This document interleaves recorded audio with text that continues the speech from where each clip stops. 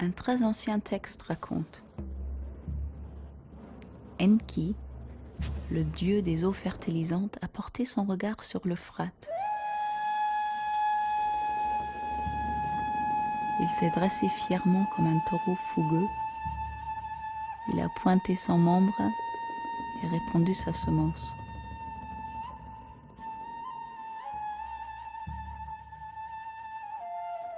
Il a rempli l'Euphrate d'une eau étincelante.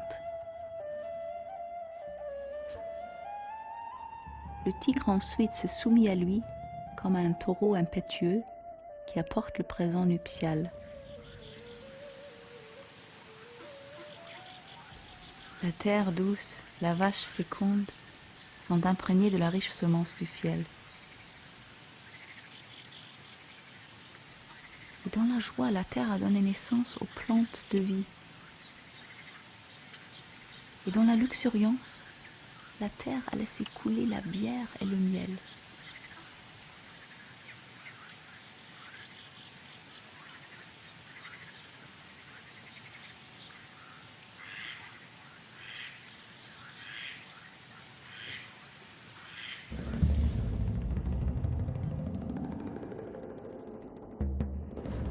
Après 3 millénaires d'existence et de rayonnement, l'antique civilisation mésopotamienne s'est enfoncée, au début de notre ère, dans les sables et l'oubli. La Mésopotamie, en grec, le pays entre les deux fleuves, est restée pendant 2000 ans un coin de désert complètement abandonné.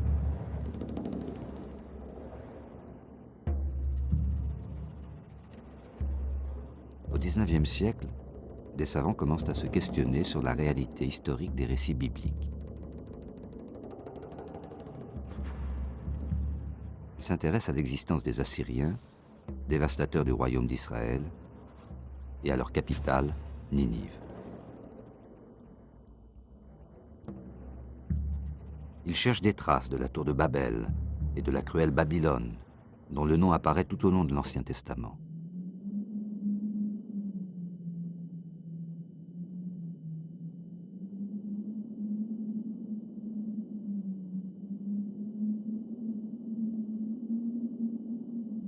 La résurrection de la civilisation mésopotamienne a d'abord été l'œuvre d'érudits et de déchiffreurs.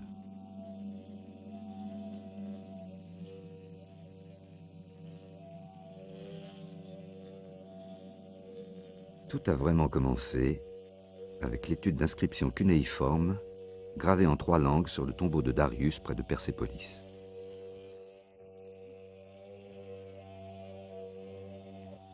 En cherchant à y repérer les noms propres des rois perses cités par les historiens grecs, en procédant par hypothèse, déduction et tâtonnement, Georges Grotefend, un professeur allemand, découvre les premières pièces d'un puzzle complexe. En 1803, il jette les bases du déchiffrement de langues totalement inconnues. On avait déjà repéré qu'une des 3 écritures cunéiformes était identique à celle gravée sur les tablettes, les briques et les cylindres rapportés par des voyageurs, et qu'elle devait être l'écriture des Assyriens et des Babyloniens.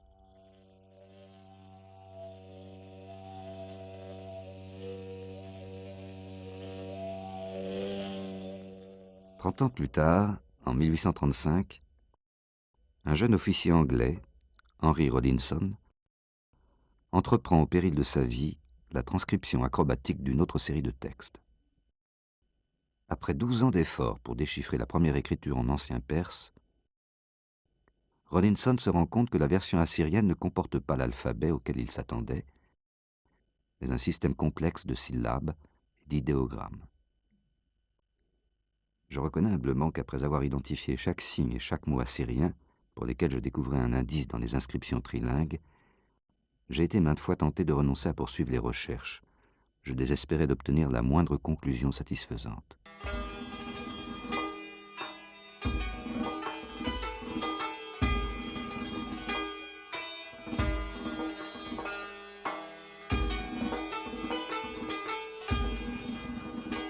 À la même époque, le consul de France à Mossoul, Paul-Émile Botta, entreprend des fouilles avec l'espoir de retrouver Ninive, la grande capitale assyrienne.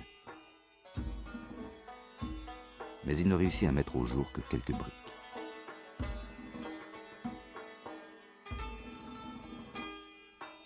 Voyant sa déception, un artisan l'invite à venir chez lui. Son village, Khorsabad, était bâti sur les ruines d'un ancien palais assyrien.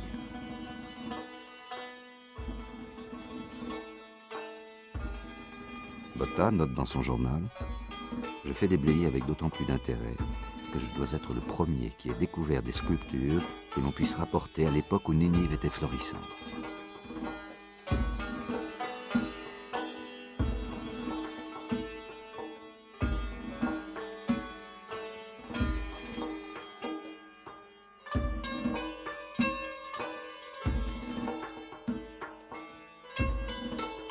Quelques-unes des plus belles pièces de ces premières fouilles sont expédiées en France. En 1847, 5 ans seulement après leur découverte, le musée du Louvre les accueille et inaugure son département assyrien.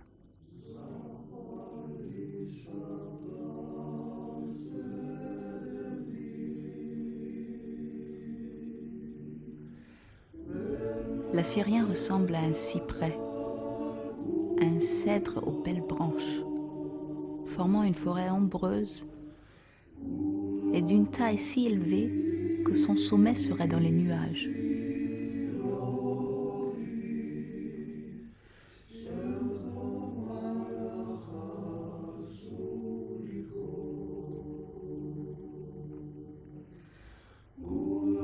Les eaux l'ont fait grandir et ses racines s'étendent jusqu'aux grandes eaux.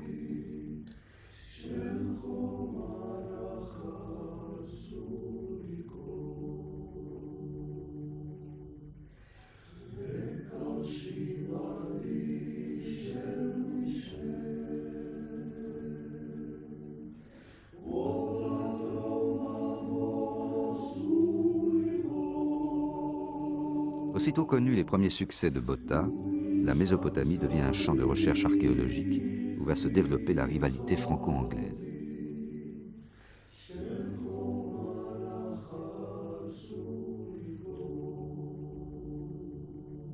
Venant de Perse, un jeune aventurier anglais, Henry Layard, s'enthousiasme pour le travail de Botta. Il commence à explorer à son tour la région de Mossoul.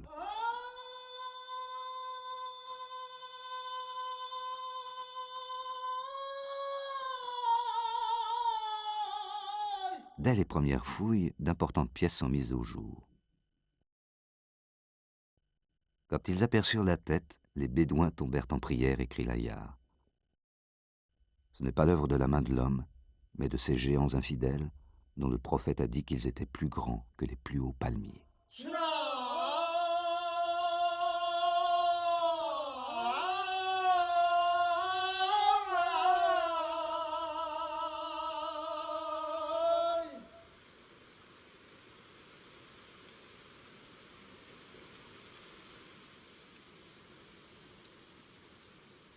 Henry Rawlinson, maintenant capable de lire l'écriture cunéiforme, rejoint Layard.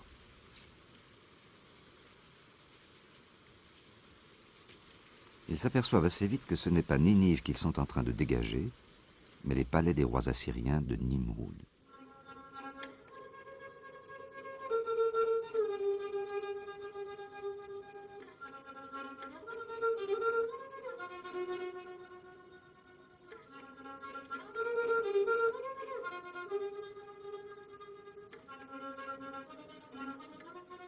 Moi, roi d'Assour et roi du monde, à l'ordre de mon Dieu et pour l'édification de mon propre palais, j'ai fait briser et extraire, à pics et à pioches, l'albâtre de la montagne. Par les habitants des contrées ennemies faits prisonniers par moi, en vue de préparer les grands taureaux qui protégeront mon palais.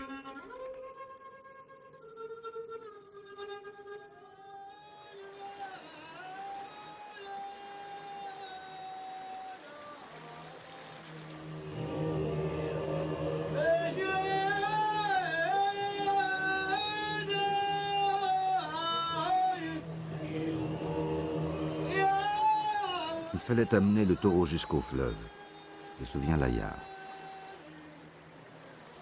Quelques 300 hommes tiraient la charrette. Après avoir amarré le taureau sur un radeau supporté par 600 outres, je donnai 2 moutons au pilote qui les sacrifia pour assurer le succès du voyage.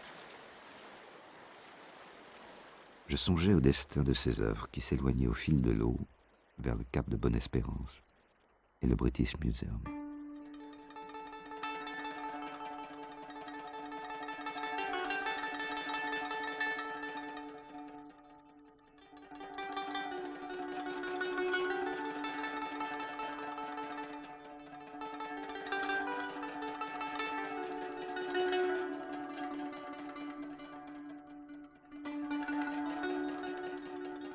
En 1850, à l'emplacement même où Botta avait fait sa première tentative infructueuse, Layard trouve enfin les vestiges de la légendaire Ninive. Dans le palais du grand roi assyrien Assurbanipal, il met au jour des milliers de reliefs.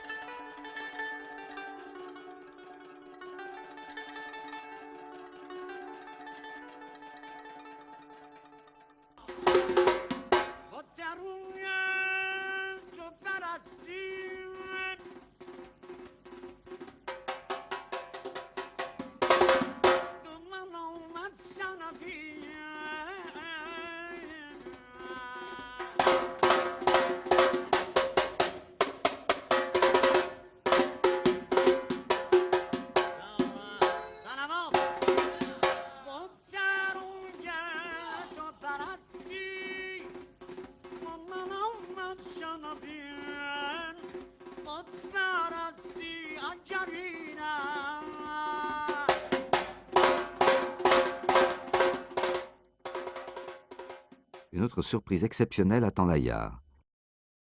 Il dégage la bibliothèque du roi Assurbanipal, renfermant près de 30 000 tablettes et morceaux de tablettes.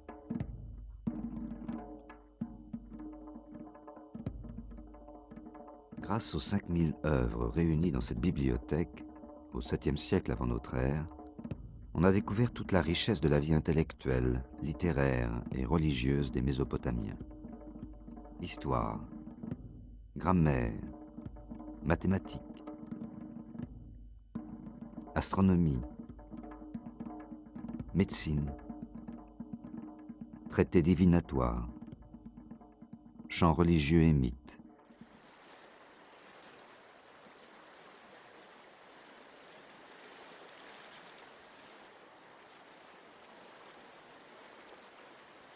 Tu connais la ville de Chouroupak, au bord de l'Euphrate, vieille cité hantée par les dieux?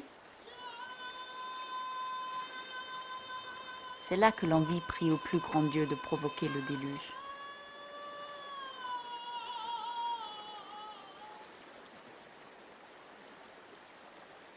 Démolis ta maison pour te faire un bateau. Renonce à tes richesses pour te sauver la vie.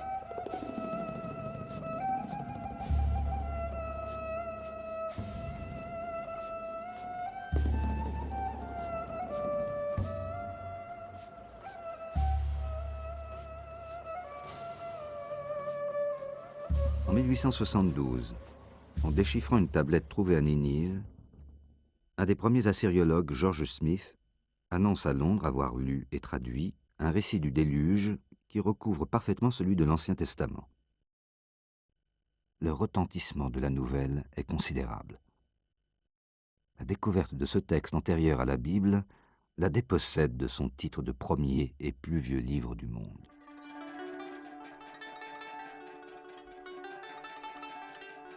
Détourne-toi de tes biens pour te garder sain et sauf. Mais embarque avec toi des spécimens de tous les êtres vivants.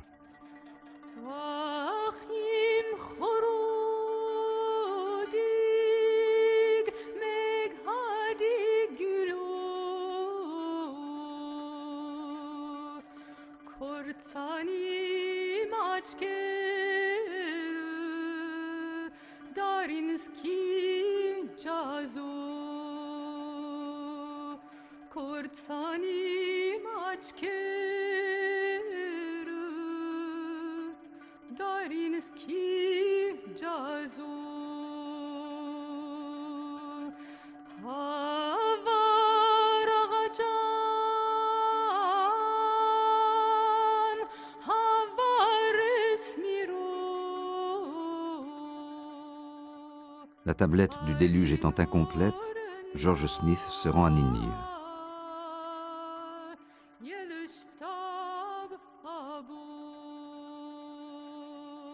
Après quelques jours de recherche, il trouve miraculeusement un autre fragment qui complète le même récit.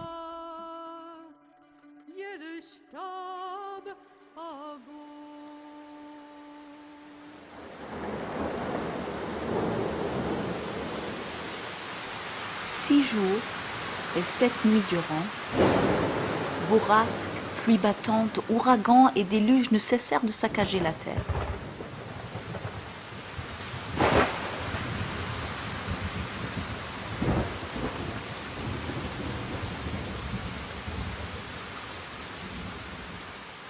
Le 7e jour, la mer se calma et s'immobilisa. Je regardais alentour. Le silence régnait. Tous les hommes avaient été retransformés en argile.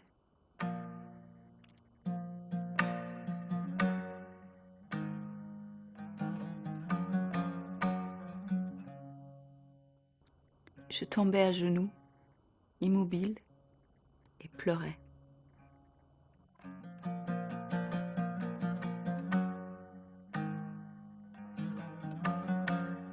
Je pris une colombe et la lâchai.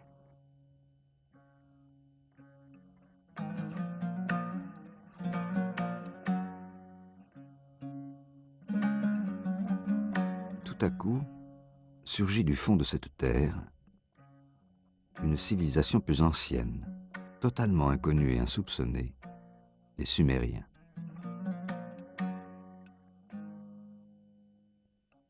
En 1877, le site de Tello dans le sud du pays est découvert par Ernest de Sarzec, consul de France à Bassora. Il dégage des monuments gravés d'inscriptions, dont le graphisme est beaucoup plus archaïque que celui des écritures déjà connues.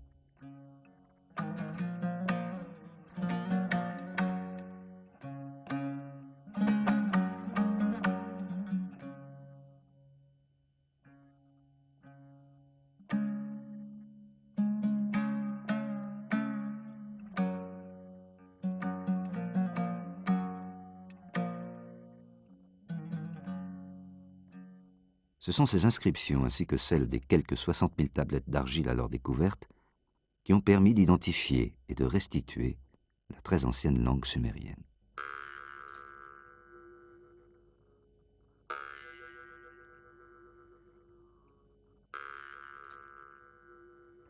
Le prince Gudea fit un rêve.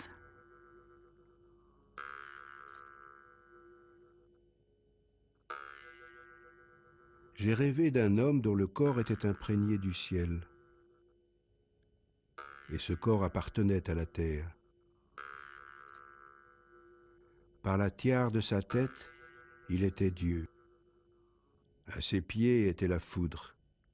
À droite et à gauche, un monstre m'a ordonné de bâtir un temple.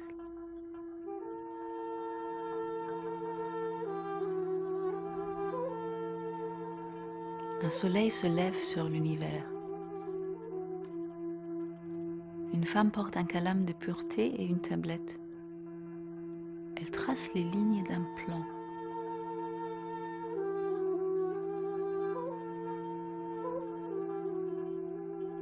Le Seigneur, profond comme le haut des cieux, te révélera le plan du temple.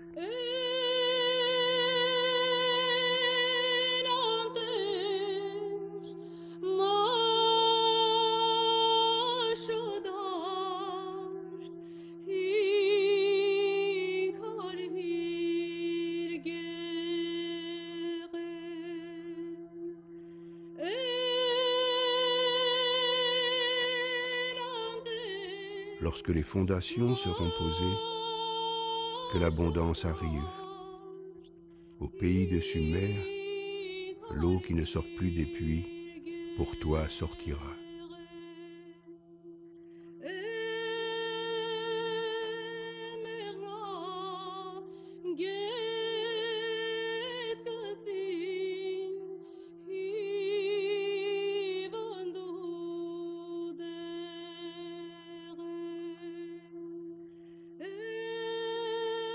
Avec ces fouilles, les archéologues franchissent les premiers pas à la rencontre d'un passé totalement perdu et inimaginable.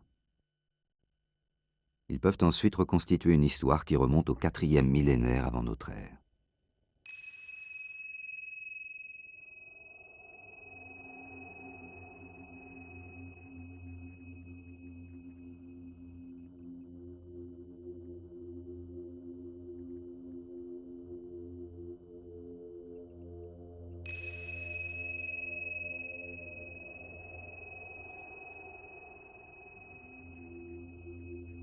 Avec la découverte de la civilisation sumérienne, l'archéologie mésopotamienne s'internationalise.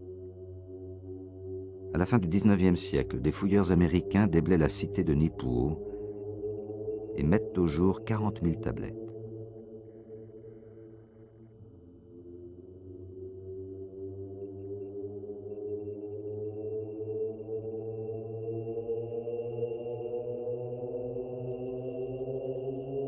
Certaines de ces tablettes rapportent qu'avant la création de l'homme, la cité de Nippur était habitée par Enlil, le souverain des dieux.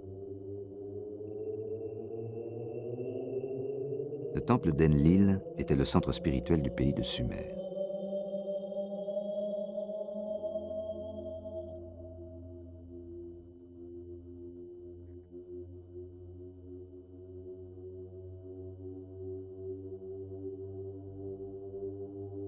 Enlil a établi sa demeure dans le sanctuaire sublime, montagne de fertilité.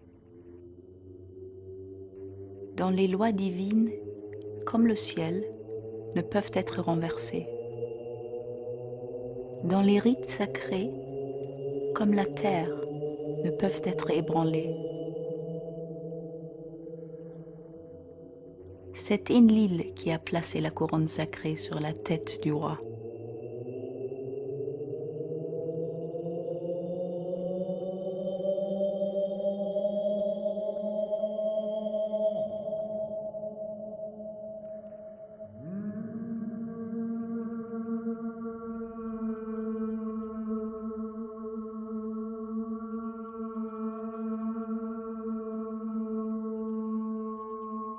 Une antique version sumérienne du récit du déluge est retrouvée à Nippur.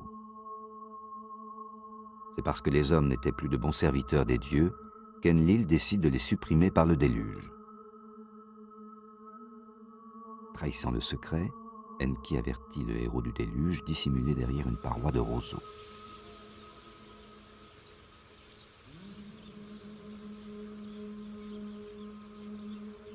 Après le retrait des eaux, il offre un festin aux dieux au sommet de la montagne.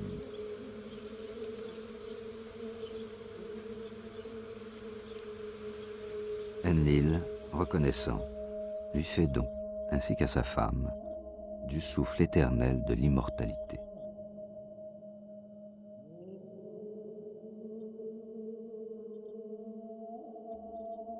En 1913, à Uruk, le travail scientifique entrepris sous la direction de l'archéologue allemand Robert Koldewey révèle les sources de la civilisation sumérienne.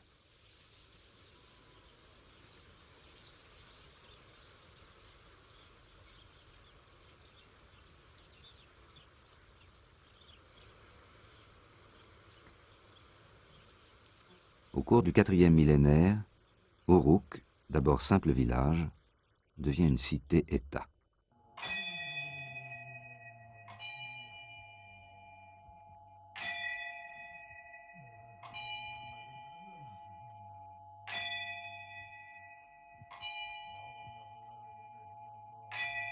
La ville voit la naissance d'une architecture monumentale.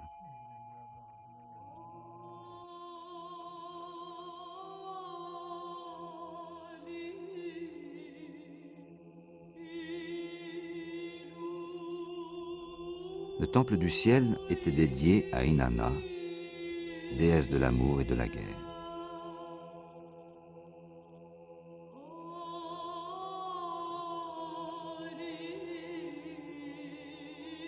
Mon temple détruit, qui sait quand il sera restauré?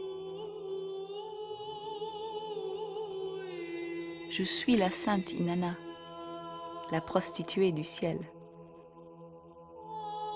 Ma ville, Uruk, avait été construite pour moi, dans mes rêves. Mon temple était le centre de culte de l'humanité.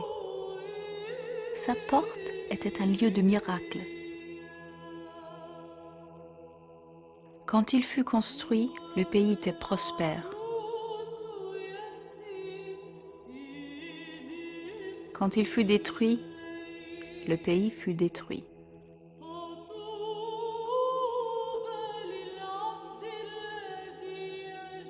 L'année nouvelle était célébrée rituellement par l'union du dieu et de son épouse, représentée par le roi et la grande prêtresse.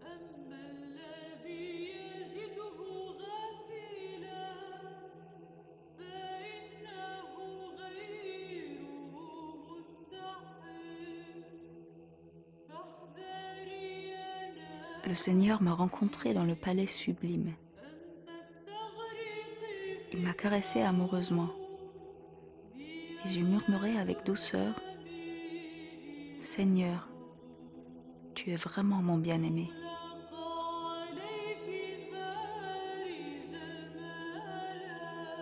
Le mariage sacré assurait la fécondité et la prospérité du royaume. Les hymnes qu'il célébrait semblent être les précurseurs du Cantique des Cantiques de la Bible.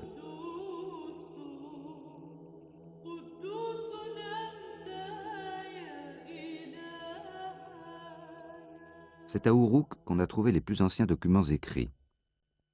C'est ici vraisemblablement que l'écriture fut inventée il y a plus de 5000 ans par les Sumériens. L'écriture a commencé par des croquis dessinés sur l'argile pour mémoriser des actes de comptabilité.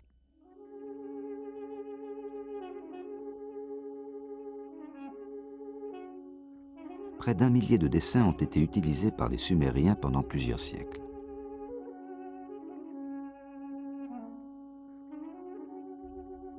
Cette écriture s'est ensuite associée au son de la langue, donnant du même coup la possibilité de transcrire le langage lui-même. Chaque croquis représentant un mot ou un son, comme dans un rébus. L'écriture s'est alors simplifiée et au milieu du 3e millénaire, elle est devenue capable d'exprimer toute la richesse du langage. Sur le plan graphique, elle s'est stylisée. Au lieu de dessiner avec une pointe, on a utilisé le calame de roseau taillé en biseau. Les courbes se sont décomposées en segments en forme de clous et de coins. En devenant abstraite, l'écriture cunéiforme s'est totalement libérée des dessins figuratifs du départ.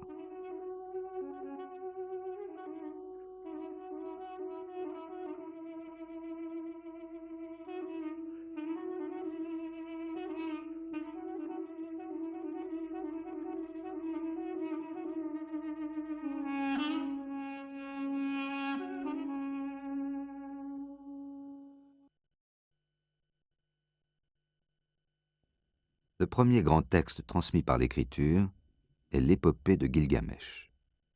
Gilgamesh était le 5e roi d'Uruk. C'est lui qui a fait édifier les remparts d'Uruk. Pour 2 tiers, il est Dieu. Pour 1 tiers, il est homme.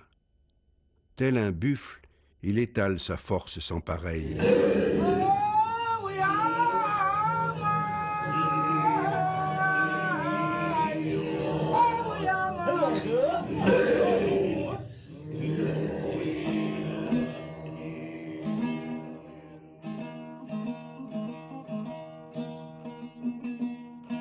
Gilgamesh accomplit de nombreux et fameux exploits avec son compagnon Enkidu.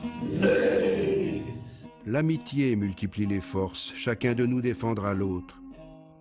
2 jeunes lions sont plus forts que leur père.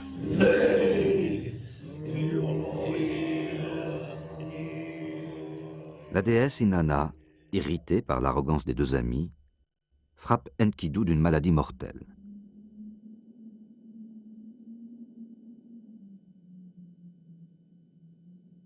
Enkidu, mon ami, est redevenu argile. L'angoisse m'est entrée au ventre. Par peur de la mort, je cours la steppe.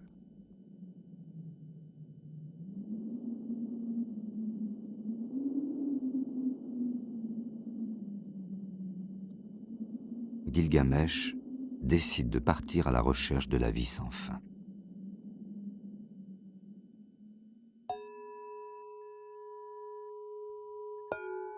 Arrivé à la montagne qui borde le monde, il se présente devant les hommes scorpions qui veillent sur le chemin du soleil. Je vais rejoindre le vénérable héros du déluge, qui possède le souffle éternel de l'immortalité. Je veux le questionner sur la mort et la vie. De l'autre côté de la terre, le dieu du soleil apparaît.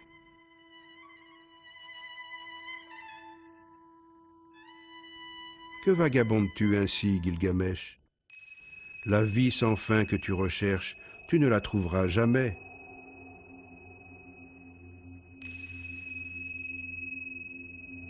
Sur le rivage, une femme lui dit: quand les dieux ont créé les hommes, ils leur ont assigné la mort, se réservant à eux seuls l'immortalité.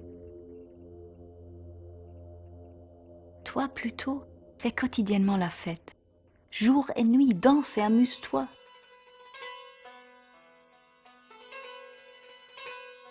Regarde tendrement ton petit que tu tiens par la main. Fais le bonheur de ta femme, serrée contre toi. Car telle est l'unique perspective des hommes.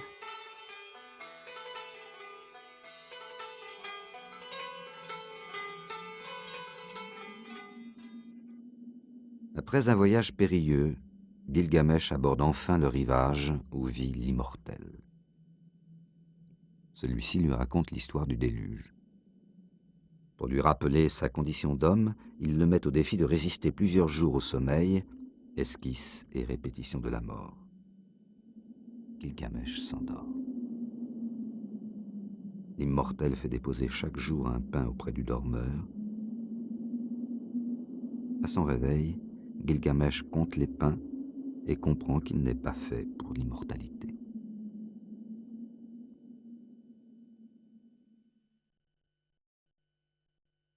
La femme de l'immortel intercède en sa faveur. Gilgamesh est venu jusqu'ici à grand-peine et fatigue. Accorde-lui quelque chose avant son départ. Je vais te révéler un mystère, un secret des dieux. Il est une plante au fond des mers qui donne une nouvelle jeunesse. Gilgamesh s'en empare, mais un serpent furtivement la lui dérobe et rajeunit à l'instant même en perdant sa vieille peau. De retour à Uruk, exténué mais apaisé, il fait graver sur une stèle le récit de ses aventures.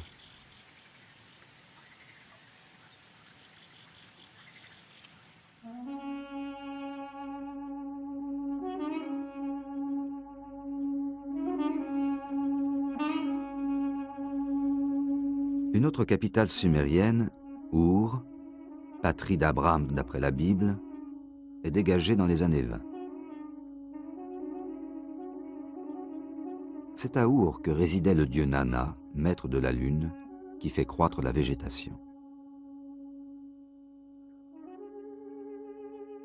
La grande Ziggurat, montagne surnaturelle reliant le ciel à la terre, est orientée selon les 4 points cardinaux.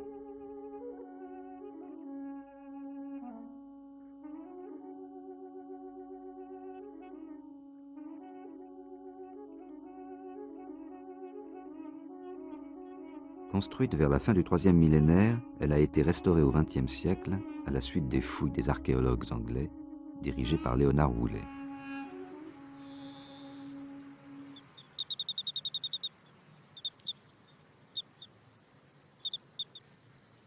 La découverte la plus spectaculaire est celle de son cimetière. Plus le cimetière d'Ur promettait d'être riche, plus se faisait sentir l'impérieuse nécessité de ne pas y toucher avant d'avoir établi une chronologie à peu près fiable. Les archéologues retrouvent couche après couche strate après strate, les jalons de l'échelle du temps.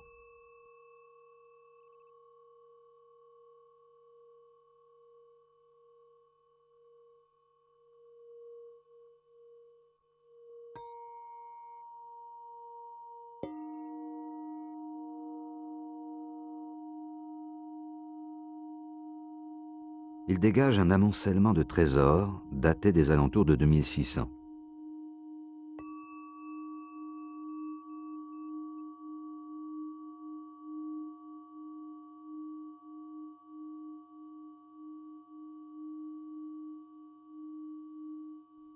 Dans ce cimetière, véritable palais de la mort, ils exhument 17 tombes royales.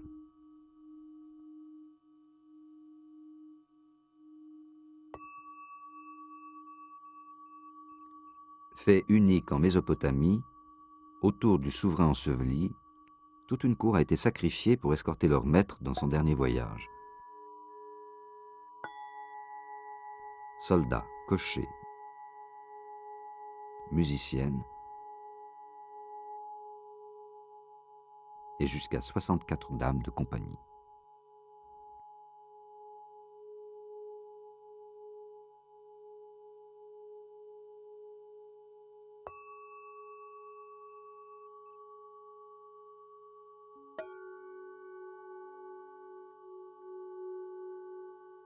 L'origine des Sumériens est inconnue.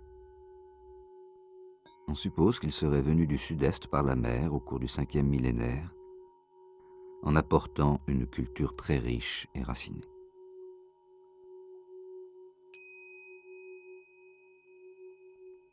En Mésopotamie, des peuples sémites, les Akkadiens, adoptent la civilisation sumérienne. Vers la fin du 3e millénaire, les Sumériens, moins nombreux, sont totalement absorbés par les Akkadiens. La cité de Mari au nord-ouest du pays est un bel exemple de l'héritage sumérien.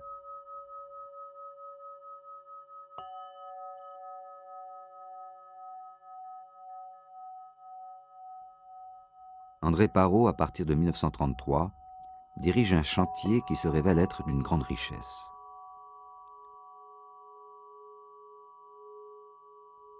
Le palais de Mari, véritable labyrinthe d'une ampleur sans pareille, était réputé en son temps pour être une merveille du monde.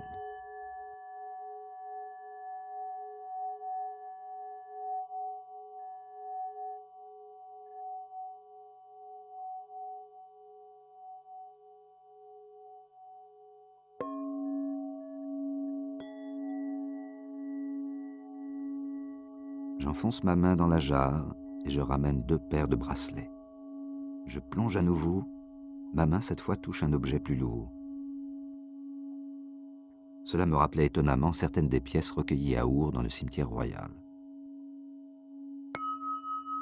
Une inscription nous permet de comprendre que ces joyaux ont été offerts par un roi d'Our au roi de Mari, son contemporain.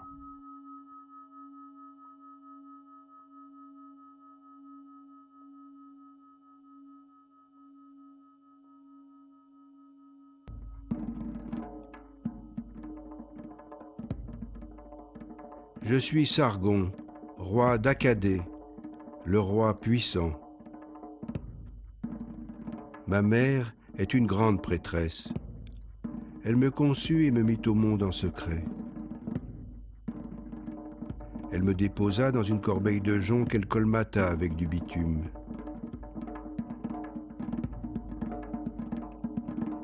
Le fleuve me porta jusqu'au puiseur d'eau. Il m'adopta comme son fils. La déesse Ishtar se prit d'amour pour moi, et c'est ainsi que pendant 56 ans j'ai exercé la royauté.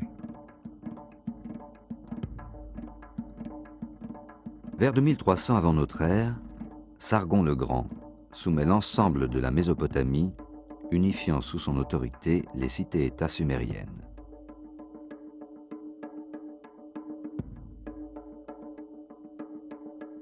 Le pays est alors devenu bilingue. Le sumérien reste la langue savante et religieuse, et l'akkadien la langue parlée.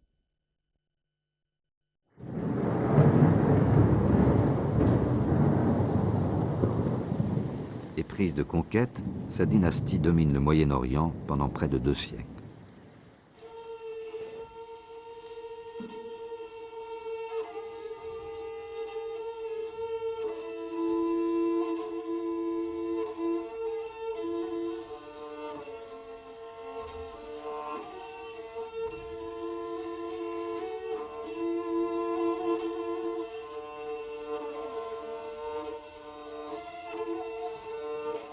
Puis s'écroule dans la ruine et l'anarchie.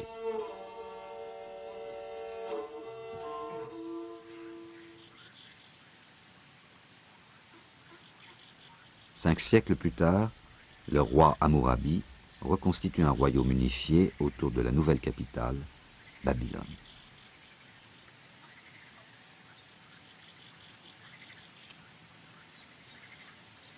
Les dieux m'ayant appelé, c'est moi, Hammurabi, le pasteur salutaire au pouvoir juste. J'ai tenu dans mes bras mes gens de Sumer et d'Akkad. Je les ai constamment gouvernés dans la paix.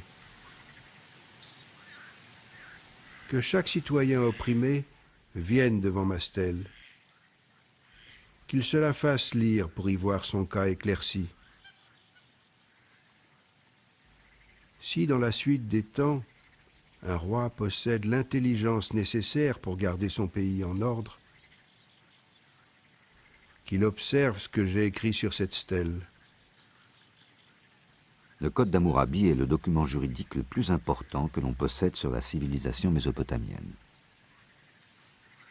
Lorsqu'une infraction était difficile à prouver, on pouvait en appeler au jugement du fleuve. Si quelqu'un est accusé sans preuve, il plongera dans le fleuve. S'il périt, sa maison reviendra à son accusateur. S'il s'en sort sain et sauf, il prendra la maison de son accusateur qui sera puni de mort.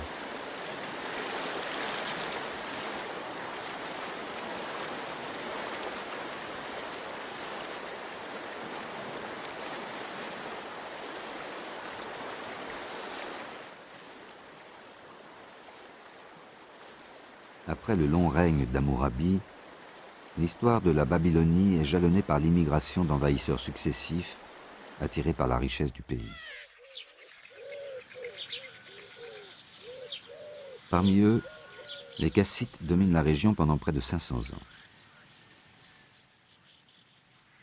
Située près de Babylone, leur capitale est dégagée par les archéologues irakiens qui prennent une part très active dans la découverte du somptueux sous-sol de leur pays. Ils entreprennent également de grands travaux de restauration.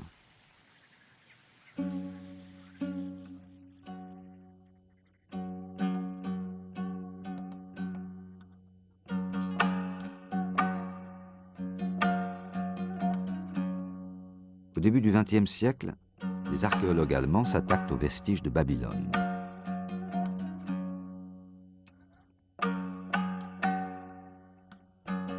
La ville de Nabuchodonosor, véritable mégalopole du milieu du premier millénaire, est ensevelie sous une énorme masse de terre.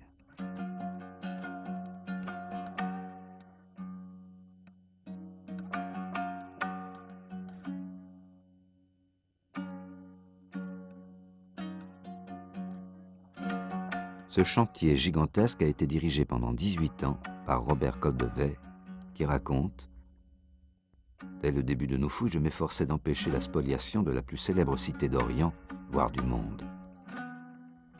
Les pilleurs transportaient les murs couche par couche. Les bâtiments, avec leurs excellentes briques cuites, servaient de carrière depuis l'Antiquité.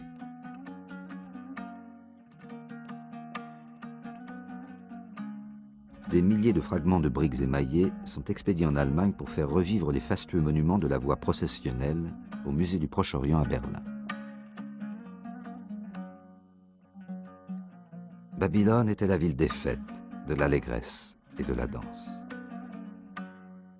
L'année nouvelle y était célébrée pendant 11 jours à l'équinoxe du printemps.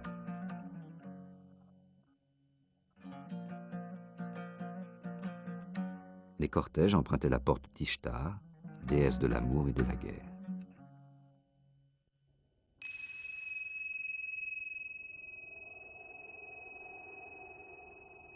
Moi, Nabuchodonosor, roi de Babylone, je suis.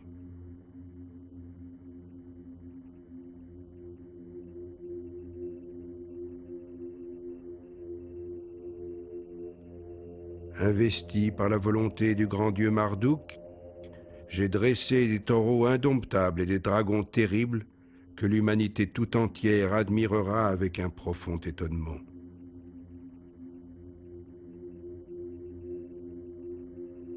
Tous les grands dieux de Sumer et d'Akkad remontaient le fleuve pour rejoindre Marduk. Dans la cour à ciel ouvert, le grand prêtre invoquait la constellation du Bélier.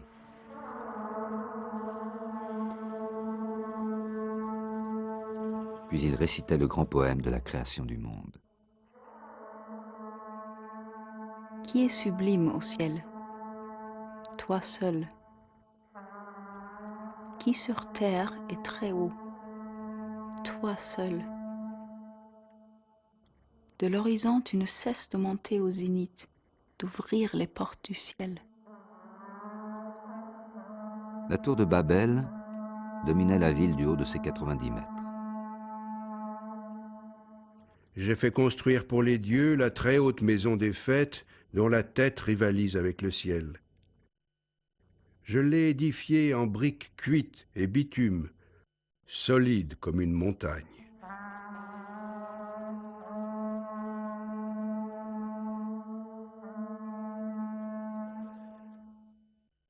En 1913, on met au jour les premières marches d'un des grands escaliers de la tour de Babel. Et en 1962, on dégage les restes des fondations qui n'avaient pas été emportées par les pilleurs au cours des siècles.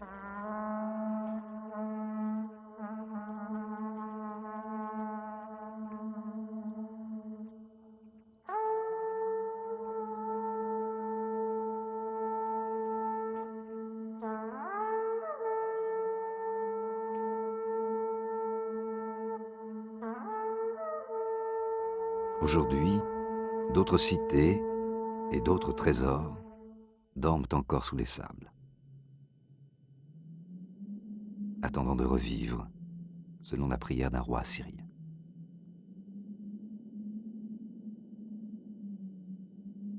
J'ai rebâti les murs en ruine du sommet à la base, et j'y ai déposé mes inscriptions monumentales et celles de mes ancêtres. Dans les temps futurs, lorsque ces murs deviendront vieux et délabrés, puisse un prince les restaurer. Alors le Dieu suprême écoutera ses prières.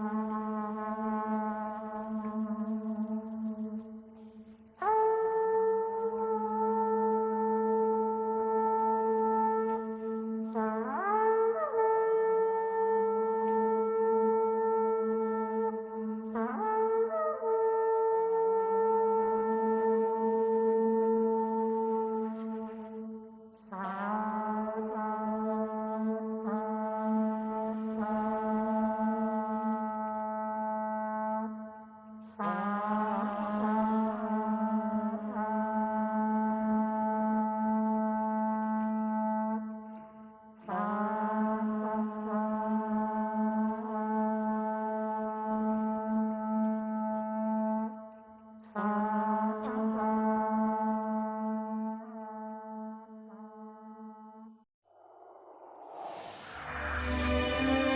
force d'avoir le nez en l'air, Galilée sentit la Terre tourner. Une découverte capitale qui mérite des explications dans un instant.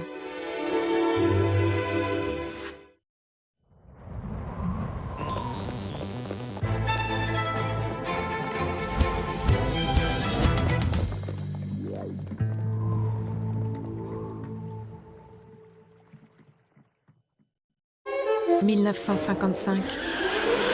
James Dean avait la fureur de vivre. À voir et à revoir, demain à 20h40 sur Arte.